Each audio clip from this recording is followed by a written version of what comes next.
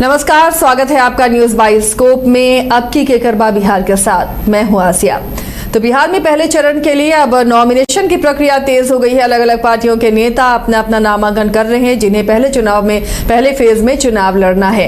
इन सब के बीच अब गठबंधन में रूठने मनाने का दौर भी लगभग सुलझा लिया गया है और चीजें अब सुलझती हुई और सिमटती हुई नजर आ रही हैं। अब क्योंकि नामांकन का दौर भी शुरू हो चुका है और अब वक्त भी पहले चरण के लिए कम बचा है। आज एलजेपीआर ने भी अपनी पहली सूची उम्मीदवारों की जारी की है और इसमें 14 उम्मीदवार हैं जो चुनावी मैदान में किस्मत आजमाएंगे। राजू तिवारी को गोविंदगंज से टिकट मिला है, तो सिमरी बख्तियारपुर से संजय सिंह हैं, संजय कुमार सिंह, विष्णुदेव पासवान दरौली से, गरखा से सीमांत मृणाल, साहेबपुर कमाल से सुरेंद्र कुमार, बकरी से संजय कुमार, परबत्ता से बाबूलाल शौर्य, नाथनगर से मिथुन कुमार, पालीगंज से सुनील कुमार, ब्रह्मपुर से हुलास पांडे हैं, डेहरी से राजीव रंजन सिंह है, बलरामपुर से संगीता देवी, मखदुमपुर से रानी कुमारी और ओबरा से प्रकाश चंद्र शामिल हैं, जिनके नाम पहली सूची में शामिल हैं। हमारे साथ वरिष्ठ सहयोगी राकेश रंजन जुड़े हुए हैं, जो बताएंगे इन 14 सीटों में कौन बेहद खास है और यहाँ मुकाबला कैसा रहने वाला है। रंजन जी, ये जो एलजेपीआर की आप पहली सूची देख रहे हैं उम्मीदवारों की, किस तरह का मुकाबला, कितनी टक्कर अपने प्रतिद्वंदी को ये देंगे और ये सीटें कितनी हॉट रही हैं? देखिए, इसमें से कुछ सीटें तो बहुत ही हॉट हैं। गोविंदगंज की सीट है, ये बीजेपी की जीती हुई सीट है और अभी बीजेपी के पास ही है, लेकिन इसके बावजूद बीजेपी ने ये सीट जो है लोजपा के जो प्रदेश अध्यक्ष हैं राजू तिवारी, उनके लिए छोड़ दी है। तो राजू तिवारी गोविंदगंज से चुनाव लड़ेंगे। अगर आप जो इन 14 सीटों को देखें, चूँकि पिछली बार एलजेपी जो है वो एनडीए फोल्डर में नहीं था, तो नेचुरली जो 14 सीटें उनको मिली हैं वो किसी न किसी सहयोगी के पास से ही उनके पास पहुंचा है। तो अगर आप देखिए कि बीजेपी से उन्होंने इन 14 सीटों में 5 सीट ली है, जिसमें एक सिटिंग सीट भी है बीजेपी की गोविंदगंज। इसके अलावा दरौली, गरखा, बखरी और डेहरी, ये जो 4 और सीट है ये आपको एलजेपीआर ने ली है। अगर आप बात कीजिए तो बखरी में जो है एक बहुत कांटे का मुकाबला हुआ था और सिर्फ 777 वोटों से बीजेपी यहाँ चुनाव हारी थी, लेकिन इस बार जो है ये सीट एलजेपीआर को जा रही है। इसके अलावा जेडीयू से भी एलजेपीआर ने 5 सीट ले ली है, जिसमें साहेबपुर कमाल, परबत्ता, नाथनगर, पालीगंज और ओबरा, ये 5 सीट है जहां पिछली बार जेडीयू चुनाव लड़ रहा था। इस बार जो है एलजेपीआर ने ये 5 सीट उनसे ली है। वीआईपी ने जो 3 सीट लड़ी थी पिछले चुनाव में, वो 3 सीट भी जो है वो एलजेपीआर को दी गई है, जिसमें सिमरी बख्तियारपुर की सीट है जहां से खुद मुकेश सहनी जो है वो चुनावी मैदान में उतरे थे। तो वो सीट जो है अब एलजेपीआर जो है वो इस सीट से चुनाव लड़ेगी।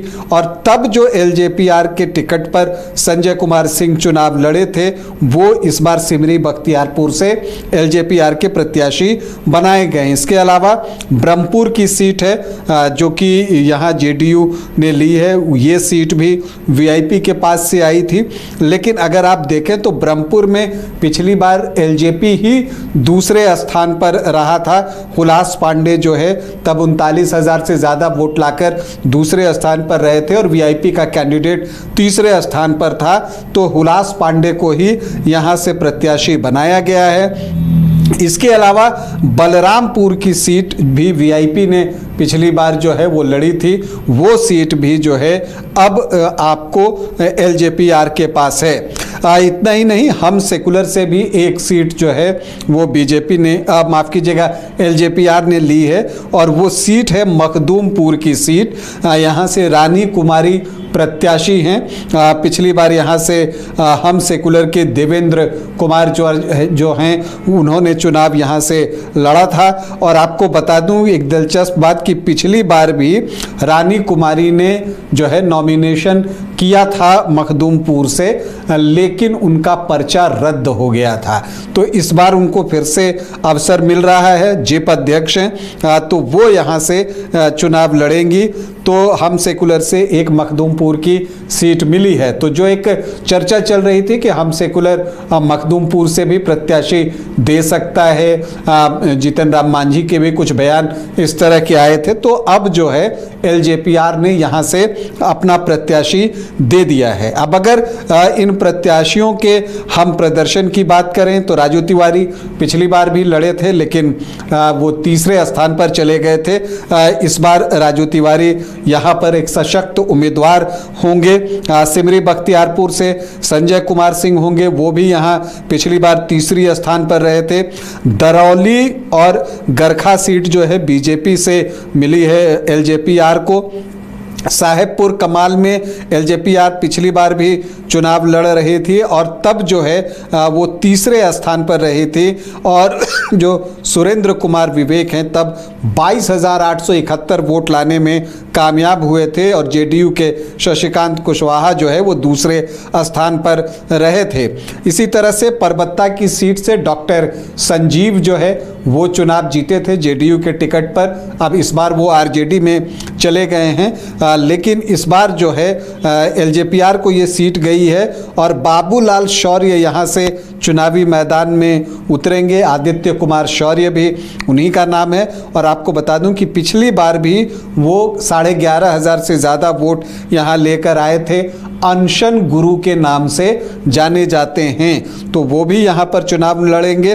नाथनगर से मिथुन कुमार को टिकट मिला है, जेडीयू पिछली बार इस सीट पर लड़ रहा था। भागलपुर जिला परिषद के अध्यक्ष हैं मिथुन कुमार, यादव जाति से आते हैं, उनको जो है टिकट मिला है। पालीगंज की सीट बेहद महत्वपूर्ण है और सुनील कुमार यादव को ये टिकट जो है पालीगंज से मिला है, वो भाकपा माले के खिलाफ यहाँ से चुनाव लड़ेंगे। डेहरी की सीट बीजेपी ने दे दी है एलजेपीआर को। राजीव रंजन सिंह यानी कि सोनू सिंह यहाँ से चुनाव लड़ेंगे, सशक्त उम्मीदवार हैं, वो यहाँ से अपनी किस्मत आजमाएंगे। बलरामपुर से संगीता देवी हैं, पिछली बार भी तीसरे स्थान पर रही थी, और ओबरा से प्रकाश चंद्र पिछली बार दूसरे स्थान पर रहे थे, और जेडीयू के प्रत्याशी सुनील कुमार जो है ओबरा से तीसरे स्थान पर चले गए थे, तो इसलिए ये सीट भी एलजेपीआर को दी गई है। तो ये सारी चीज़ें जो है यहाँ पर आपको दिखती हैं। अगर आप देखिए तो इसमें से जो 3 सीट है वो अनुसूचित जाति आरक्षित है, दरौली, गरखा और बखरी, ये 3 सीट जो है अनुसूचित जाति आरक्षित सीट है, और बाकी 11 सीटें जो हैं वो सामान्य सीट है। तो अब अगर आप एनडीए का देखिए तो उसने 160 उम्मीदवारों की सूची अब तक जारी कर दी है। बीजेपी ने 83 उम्मीदवार घोषित कर दिए। पहली सूची 71 प्रत्याशियों की थी, दूसरी सूची 12 प्रत्याशियों की रही, और फिर जो है हम सेकुलर ने 6 सीट की घोषणा कल ही कर दी थी। आज 57 सीट की घोषणा सुबह सुबह जेडीयू ने कर दी, और अब 14 सीटों की घोषणा जो है एलजेपीआर की तरफ से हुआ है। तो एनडीए धीरे धीरे जो है वो अपने प्रत्याशियों की सूची जारी करता जा रहा है, और अब ऐसा लग रहा है कि चीजें सॉल्व होते हुए एनडीए में दिख रही हैं। तो देखिए एनडीए में अब जो पेच था, जो उलझा हुआ था, वो उसे सुलझा लिया गया है लगभग, और सभी एक एक कर अपने कैंडिडेट की घोषणा भी कर रहे हैं। कई सीटों पर बहुत दिलचस्प मुकाबला एलजेपीआर की जो सीटें उसे मिली हैं वहां पर देखने को मिलेगा। हमारे साथ बिहार संपादक एस के राजीव भी जुड़े हुए हैं, उनसे जानते हैं। ये जो राजीव जी, अगर आप तक आवाज पहुंच रही है, एलजेपीआर ने जो अपनी लिस्ट पहले सूची जारी की है, बहुत दिलचस्प, इसमें बीजेपी की विनिंग सीट भी है शामिल, तो यहाँ पर कैसा मुकाबला होगा? बीजेपी के जो वोट थे वो एनडीए बनकर रामविलास लोजपा आर के कैंडिडेट को जिता पाएंगे, यहाँ पर मुकाबला कैसा देख रहे हैं आप? नहीं, देखिए आशा जी, दरअसल में लोक जनशक्ति पार्टी रामविलास की तरफ से जो है वो 14 प्रत्याशियों की सूची जारी की गई है।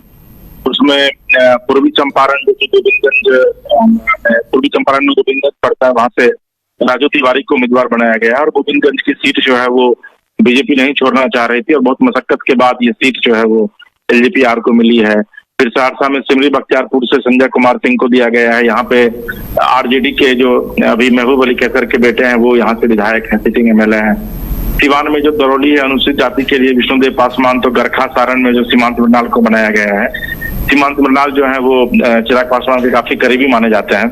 बेगूसराय में जो साहेबपुर कमाल है वो सीट भी सुरेंद्र कुमार को दी गई है। बेगूसराय में बखरी जो है वो संजय कुमार को दी गई है। बखरी सीट को लेकर के काफी विवाद था और नीतीश कुमार अंतिम समय तक इस सीट को नहीं छोड़ना चाह रहे थे। खगड़िया में परवत्ता जो कि जेडीयू की सीट थी, वहां पर बाबूलाल शौर्य को दिया गया है। भागलपुर में नाथनगर में मिथुन कुमार को, पटना के पालीगंज में सुनील कुमार को, बक्सर के ब्रह्मपुर को लेकर के भी काफी विवाद था, तो वहां पर उल्लास पांडे को उतारा गया है। रोहतास के डेहरी में राजीव रंजन सिंह को उतारा गया है। कटिहार के बलरामपुर में श्रीमती संगीता देवी को, जहानाबाद के मखदुमपुर में रानी कुमारी को। मखदुमपुर को लेकर के हम लोग कल से लगातार चर्चा कर रहे हैं आसिया जी कि जीतन राम मांझी ने कहा है कि मखदुमपुर और बोधगया में वो अपने उम्मीदवारों को उतारेंगे और औरंगाबाद के ओबरा में प्रकाश चंद्र को दिया गया है। तो 29 सीट में से 14 सीटों की सूची जो है वो जारी कर दी गई है और रेस्ट जो 15 सीट है उसकी सूची जो है अगले 2 दिनों के भीतर जो है वह जारी कर दी जाएगी। जी आसिया जी। चलिए राजीव जी बने रहिए हमारे साथ। तो अब मुकाबला काफ़ी दिलचस्प होगा इन 14 सीटों पर। अब महागठबंधन से प्रत्याशियों का इंतजार है कि इंडिया ब्लॉक से कौन कौन कैंडिडेट अब एनडीए के सहयोगी दल एलजेपीआर के सामने आते हैं। एक और खबर आज दिन भर चर्चा में रही कि उपेंद्र कुशवाहा नाराज है और उन्हें दिल्ली तलब किया गया। दिल्ली गए वो, अमित शाह से उनकी मुलाकात भी हुई और मुलाकात के बाद वो बाहर निकले और सब कुछ ठीक होने का दावा भी किया जा रहा है। लेकिन पटना पहुंचने के बाद उन्होंने किसी भी मीडिया कर्मी से कोई बात नहीं की और सीधे वो निकल गए। रंजन जी, लगातार चीज़ों को सुलझाने की कोशिश की जा रही है और जब लगातार उम्मीदवारों की घोषणा हो रही तो ये भी माना जा रहा है कि एलजेपीआर ने घोषित कर दिया, अपने पहली सूची जारी कर दी, हमने कर दिया, बीजेपी ने कर दिया, तो अब उपेंद्र कुशवाहा की भी नाराजगी है वो दूर हो गई होगी। जी हाँ, बिल्कुल ऐसा दिखता तो है कि अब उपेंद्र कुशवाहा की जो नाराज़गी है वो दूर हो गई है। रात में वो थोड़े नाराज़ थे और फिर जो है उन्होंने जो है एक पोस्ट भी कर दिया था और उसके बाद जो है जो चीज़ें सामान्य होती हुई दिखी। नित्यानंद राय सामने आए और फिर उनको लेकर आज दिल्ली गए। अमित शाह से मिलने की बात हुई, जेपी नड्डा से भी उनकी मुलाकात हुई और फिर बातचीत के बाद जो है सारा मामला जो है वो सुलझा लिया गया, क्योंकि उसके बाद उपेंद्र कुशवाहा ने कहा कि सारी चीज़ें जो है एनडीए में ठीक है। हालांकि कल जब है उन्होंने ये कहा था कि एनडीए में जो है वो सभी कुछ जो है वो ठीक नहीं है। तो इसका मतलब ये हुआ कि वो जो एक बड़ी समस्या एनडीए के सामने आई थी, परेशानी, वो अब दूर हो गई है। जो चर्चा है उसके अनुसार जो आपको विवाद का विषय था वो ये था कि महुआ सीट जो है उस पर कौन चुनाव लड़ेगा। कहा यह जाता है, जो लोगों के संज्ञान में आता है, चर्चा में आती है कि इस सीट से जो है उपेंद्र कुशवाहा जो है अपना प्रत्याशी देना चाहते थे, अपने परिवार से किसी को यहाँ से चुनाव लड़वाना चाहते थे, लेकिन ये सीट जो है एलजेपीआर के पास जा रही थी, तो इस वजह से उनकी नाराज़गी थी। लेकिन जब उपेंद्र कुशवाहा की वहाँ बीजेपी के वरिष्ठ नेताओं से मुलाकात हुई तो जो बातें निकल कर आ रही हैं और जो सोर्सेज बताते हैं वो यही बताते हैं कि जो समझौता हुआ वो इस आधार पे हुआ कि महुआ के बदले जो है आरएलएम को, उपेंद्र कुशवाहा की पार्टी को कोई और एक सीट जो है वो दे दी जाएगी। मतलब उनके सीटों की संख्या कम नहीं होगी, जो 6 सीट उनको मिलने हैं वो 6 सीट उनको मिलेंगे, महुआ के बदले कोई दूसरी सीट उनको दी जाएगी। इसके अलावा एक जो एडिशन हुआ वो ये हुआ कि उपेंद्र कुशवाहा की पार्टी को एक एमएलसी भी दिया जाएगा, मतलब कि विधान परिषद के लिए भी उनका एक प्रत्याशी चयनित किया जाएगा, तो विधान पार्षद जो है एक आरएलएम से बनेंगे। और जो तीसरी बात निकल कर आती है सोर्सेस के थ्रू वो ये आती है कि उपेंद्र कुशवाहा के जो राज्यसभा की सदस्यता है वो रिन्यू की जाएगी। जैसे ही उनका कार्यकाल खत्म होगा फिर से उनको प्रत्याशी जो है वो बना दिया जाएगा और वो फिर से राज्यसभा के लिए चुन लिए जाएंगे। तो इन बातों के बाद जो है ऐसा लगता है कि उपेंद्र कुशवाहा मान गए हैं। हालांकि जब वो पटना एयरपोर्ट पर आए तो मीडिया से उन्होंने कोई बातचीत नहीं कि वो सीधे निकल गए, लेकिन चीज़ें अब लगता है कि ये सॉल्व होते हुए दिख रही हैं। और आप मानकर चलिए कि कल जो है आरएलएम की लिस्ट आ जाएगी। ये भी हो सकता है कि आज देर रात तक भी लिस्ट आ सकती है, क्योंकि अब चीज़ें फाइनलाइज हो रही हैं। देखिए जेडीयू और एलजेपी-आर के बीच कितने विवाद की बात आ रही थी, लेकिन आप देखिए जब आप एलजेपी-आर की सीट देखती हैं, जो 14 सीटें एलजेपी-आर को मिली हैं, उसमें से 5 तो जेडीयू से मिली हैं, 5 बीजेपी से मिली है, तो 5 सीट जेडीयू ने भी अपने कोटे की दी है, जिस पर पिछली बार जो है जेडीयू चुनाव लड़ रहा था।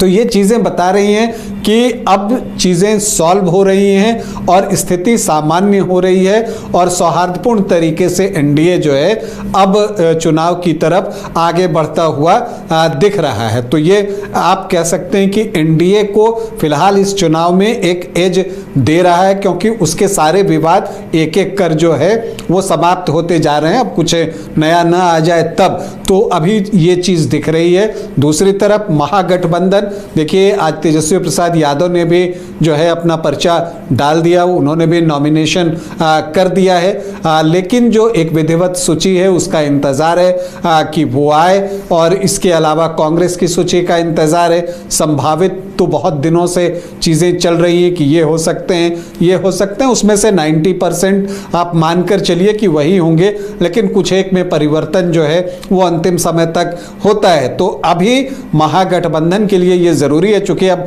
फर्स्ट फेज के नॉमिनेशन के आखिरी डेट में बहुत समय बचा नहीं है, तो ऐसे में महागठबंधन को अब हर हाल में जो है अपनी लिस्ट जो है वो जारी करनी होगी, एक निष्कर्ष पर पहुंचना होगा, एक सामंजस्य बिठाना होगा, एक समझौते पर पहुंचना होगा, तब जाकर जो है फिर वो एक मुकाबले की बात आएगी। नहीं तो अगर इस तरह से कुछ इक्के दुक्के नॉमिनेशन की बात आती है, कभी भाकपा माले की तरफ से, कभी आरजेडी की तरफ से, लेकिन जो एक विधिवत सूची होती है उस तरह की सूची का इंतजार जो है वो सभी कर रहे हैं। तो अभी जो बिहार का चुनाव है वो इंटरेस्टिंग हर दिन के साथ जो है वो बनता चला जा रहा है, रोमांच भी हर दिन के साथ बढ़ता चला जा रहा है, और उत्सुकता भी हर दिन के साथ जो है वो बढ़ती जा रही है कि अब आगे क्या होगा। देखिए अभी कल तक ऐसा लग रहा था कि एनडीए में बात नहीं बनेगी, अब चीज़ें लग रही हैं कि इधर शॉर्ट आउट हो रही हैं। अभी तक लग रहा है कि क्या महागठबंधन में कोई इशू है। अब देखते हैं कि आगे किस तरह से चीज़ें जो है वो डेवलप होती हैं। राजीव जी, अगर आप सुन पा रहे हैं, अगर जुड़े हैं हमारे साथ, तो उपेंद्र कुशवाहा लौट आए हैं वापस पटना। क्या कुछ लग रहा है, क्या तय करके दिल्ली से वो लौटे हैं? चीज़ें सब नॉर्मल हो गई हैं? पहले नाराज़गी उन्होंने जताई है, लेकिन अब पटना में उन्होंने पत्रकारों का सवालों का जवाब नहीं दिया, कुछ बात नहीं की। क्या लग रहा है आपको? देखिए स्थितियां जो है वो अब अनुकूल हो गई हैं, और उपेंद्र कुशवाहा को जो जानकारी मेरे पास है उसके मुताबिक उपेंद्र कुशवाहा को अभी जो राज्यसभा की सीट पर जो नॉमिनेट किए गए हैं उसको फिर से मतलब यानी कि एक राज्यसभा की सीट उनको दी जाएगी, क्योंकि इनका कार्यकाल जो है वो खत्म हो रहा है, और एक एमएलसी की सीट जो है वो इनको दी गई है, और उसके बाद जाकर के ये माने हैं। और महोबा की सीट जो है वो सेकेंड फेज वाले का जो चुनाव होगा 11 तारीख को, उसमें कोई एक सीट जो है वो इनको दी जा रही है। तो ये कहना कि उपेंद्र कुशवाहा अब नाराज हैं, मुझे लगता है कि उनकी नाराजगी पूरी तरीके से खत्म हो चुकी है, और वो भी अब इस तैयारी में है कि अपनी पत्नी को नॉमिनेशन करवाएं, और जो उनके वर्कर्स हैं जो जिनको उन्होंने टिकट दिया है उन लोगों को वो जल्द से जल्द जो है वो, चूंकि समय अब मात्र 2 दिन शेष बचा है, तो इस 2 दिन में वो सभी लोगों को नॉमिनेशन करवाए। तो उपेंद्र कुशवाहा की नाराजगी जो है वो खत्म हो गई है, लेकिन इसका लाभ उनको मिला है। आज जो सुबह वो दिल्ली गए हुए थे कि राज्यसभा की सीट जो है वो रिन्यूअल की जाएगी उनकी, और एक एमएलसी जो है वो उनके पार्टी से बनाया जाएगा। जी इधर इंडिया ब्लॉक में क्या चल रहा है? वहां से लिस्ट जारी ना होना कई सवाल खड़े करता है। क्या वहां ऑल इज वेल है या फिर कुछ अभी भी खींचतान बाकी है? देखिए इंडिया ब्लॉक की यह स्थिति है जी कि अभी जब राजेश राम और शकील अहमद पटना एयरपोर्ट पे पहुंचे तो वो किसी तरीके से पीछे के दरवाजे से भागते हुए वहां से बाहर निकले हैं, क्योंकि कार्यकर्ताओं का काफी आक्रोश वहां था, और कार्यकर्ता कह रहे थे कि भाई इन्होंने विधिवत 5 करोड़ रुपए लेकर के दीघा की सीट को इन्होंने बेचा है। इसके अलावा और भी कई आरोप जो है वो कांग्रेस के नेताओं पर लगाए जा रहे हैं। ये तो एक खबर है। दूसरी खबर यह है कि मुकेश सहनी को लेकर के सीटों का एडजस्टमेंट नहीं हो पा रहा है। मुकेश सहनी कांग्रेस के संपर्क में जब गए तो कांग्रेस ने कहा कि भाई आपको जो है वो तेजस्वी यादव सीट देंगे, क्योंकि हमारे साथ जो बातचीत हुई थी उसमें कहीं से भी आपके सीट की चर्चा नहीं थी, तो आपको जो सीटें दी जाएंगी वो कांग्रेस आरजेडी की तरफ से दी जाएंगी। तो अभी तक ये क्लियर नहीं हो पा रहा है कि मुकेश सहनी को कितनी सीटें दी जा रही हैं, आरजेडी कितने सीटों पर कुल चुनाव लड़ेगी, क्योंकि अभी तक सिर्फ ये कयास ही लगाया जा रहा है। अभी तक ये क्लियर नहीं किया गया है कि किस पार्टी को कितनी सीटें दी जा रही हैं। लेकिन सबके बीच कांग्रेस की तरफ से यह कहा गया है कि आज देर रात तक निश्चित तौर पर सीटों की घोषणा जो है वह की जाएगी। और अभी जो खबरें आ रही हैं उसमें हम लोग एक टेंटेटिव सूची चला भी रहे हैं, मैंने ग्रुप में डाला भी है कि ये टेंटेटिव सूची है, और मुझे लगता है कि उसमें कुछ नेताओं से जो हमारी बातचीत हुई है उसमें लोगों ने कंफर्म भी किया है कि उनका टिकट दिल्ली में कंफर्म हो गया है, वे लोग दिल्ली से वापस लौट रहे हैं। लेकिन ये है कि महागठबंधन में आरजेडी की अगर बात करें आप आसियाती, तो आरजेडी में लगभग 25 से 30 सीटों की घोषणा हो चुकी है। बहुत जगह लोगों ने नॉमिनेशन भी किया। आज तेजस्वी यादव ने खुद भी राघोपुर से जाकर के नॉमिनेशन किया, साथ में राबड़ी देवी और उनके पिता लालू प्रसाद यादव भी थे। तो मुझे लग रहा है कि आज देर रात तक आरजेडी और कांग्रेस की तरफ से जो है सूची जारी कर दी जाएगी। वाम दल की तरफ से भी सूची जो है वो जारी की गई है, और वाम दल से भी कई ऐसे प्रत्याशी हैं जिन्होंने की नॉमिनेशन शुरू कर दिया है। जी आसिया जी। चलिए, शुक्रिया राजीव जी इस तमाम जानकारी के लिए। तो इंडिया ब्लॉक में भी जो अड़चन है रंजन जी, वो कहीं ना कहीं वीआईपी को लेकर नजर आ रहा है, इसलिए अब तक लोग अपने प्रत्याशियों की लिस्ट जारी नहीं कर रहे। या देखिए, एक चीज जो देखनी कि इस बार का जब आप गठबंधन देखते हैं तो उसमें दलों की संख्या जो है वो ज्यादा है। आप जैसे पिछली बार आप एनडीए को अगर देखें तो उसमें एलजेपीआर नहीं, आरएलएम नहीं, तो 2 पार्टियां कम थी, अब 2 इंक्लूड हो गए। तो उसी तरह से हर दल में पिछली बार महागठबंधन में वीआईपी नहीं थी, अब वीआईपी जो है वो शामिल हो गई है, आईपी गुप्ता की पार्टी शामिल हो गई है। तो सबकी अपनी एक डिमांड होती है, क्योंकि उनको अपने कार्यकर्ताओं को भी जवाब देना होता है और नेताओं को इस बात का ध्यान रखना होता है कि उनके कार्यकर्ता हतोत्साहित न हो, उन तक ये संदेश न जाए कि उनका नेता जो है इस गठबंधन में दब गया या जो है वो अपनी बात नहीं मनवा पाया। तो ये एक परेशानी होती है कई बार। हालांकि जो प्रैक्टिकल अप्रोच होता है वो नेताओं को पता होता है, और इसीलिए फिर वो बाद में धीरे धीरे बार्गेन करते हुए नीचे आते हैं। और एक और चीज होती है कि सभी की इच्छा होती है कि वो ज्यादा से ज्यादा सीटों पर चुनाव लड़े, और जब आप गठबंधन में लड़ रहे होते हैं तो आपको ये भी पता होता है कि आपके जीतने की संभावना कॉम्परेटिवली अकेले लड़ने से ज्यादा है। तो इसलिए भी लोगों को लगता है कि अगर ये सीट हमको मिल जाती है तो हम तो सीधे मुख्य मुकाबले में आ जाएंगे, ये तो तय है, अब उसमें जीत भी मिल सकती है। तो सबकी डिमांड जो है वो ज्यादा हो जाती है, क्योंकि लगता है जितनी ज्यादा सीट उतनी ज्यादा विधायक बनने की संभावना। तो इस वजह से जो है एक परेशानी फंसती है सीटों के बीच में। इसमें बड़े दलों को कई बार सेक्रीफाइस ज्यादा करना पड़ता है, और वो जब सेक्रीफाइस करते हैं वो सीटें जो है आपको अन्य दलों के पास पहुंचती हैं, और फिर जो है एक चुनाव होता है। तो ये एक जो है मुश्किल काम है। इसीलिए आप देखिएगा कि सीट गठबंधन की चर्चा दोनों ही गठबंधन को, चाहे एनडीए की बात कर लीजिए, महागठबंधन की बात कर लीजिए, चर्चा यही चलती रही। और हम लोग सुनते आ रहे हैं कि दशहरा में लिस्ट जारी हो जाएगी, दशहरा के 4 दिन बाद लिस्ट जारी हो जाएगी, तो इस तारीख को हो जाएगी, इस तारीख को हो जाएगी। लेकिन दिन गुजरते रहे, क्योंकि दोनों गठबंधन के जो बड़े लीडर्स हैं उनको पता था, खास करके जिनको गठबंधन चलाना होता है, जैसे आप एनडीए में देखें तो बीजेपी जेडीयू, उधर देखें तो आरजेडी, उसको पता है कि अगर हमने पत्ते शुरू में खोल दिए तो किसी को भी अगर कम दिखा तो वो तुरंत दूसरी तरफ बार्गेन करना शुरू कर देगा। और चूंकि मुकाबला बहुत कांटे का है तो एक पार्टी भी इधर से उधर हो गई अपने 2-3% वोट लेकर भी, तो परिणाम पर जो है वो असर पड़ सकता है। तो इसलिए बहुत टैक्टफुली जो है दोनों ही गठबंधन ने इस चीज को डिले किया, बिल्कुल चुनाव के पास लेकर आए, और उसके बाद जो है उन्होंने धीरे धीरे अपना पत्ता खोला। महागठबंधन ने तो अब तक नहीं खोला, वो पत्ता जो है धीरे धीरे खुला, ताकि अब किसी के पास कोई विकल्प न बच जाए इधर से उधर जाने के लिए, क्योंकि दोनों तरफ हाउसफुल है। तो अब किसी की एंट्री जो है उसमें संभव नहीं होगी, तो इस वजह से भी देरी होती गई। तो अक्सर गठबंधन की राजनीति में इन चीजों का सामना जो है वो करना पड़ता है, वही एक चीज है। लेकिन जब एक बार गठबंधन फाइनलाइज हो जाता है, सीट शेयरिंग हो जाती है, किसको किस सीट पर लड़ना है ये तय हो जाता है, तब फिर जो है चुनाव प्रचार एक मिलजुल कर पूरे जोर शोर से किया जाता है। मुझे लगता है कि वही चीज हमें बिहार में भी देखने को मिलेगी। चलिए, बहुत बहुत शुक्रिया इस चर्चा में शामिल होने के लिए। तो देखिए, बिहार की राजनीति को समझना बहुत आसान नहीं है, तो उसका चुनाव भी उसी तरह का होगा। बहरहाल जितने अपडेट आते रहे आपके सामने हम लाते रहे। बिहार चुनाव की पल पल की खबरें आपको न्यूज़ बाइस्कोप पर मिलेंगी। आप देखते रहिए न्यूज़ बाइस्कोप। फिलहाल इतना ही, बाकी खबरों के लिए जुड़े रहिए हमारे साथ।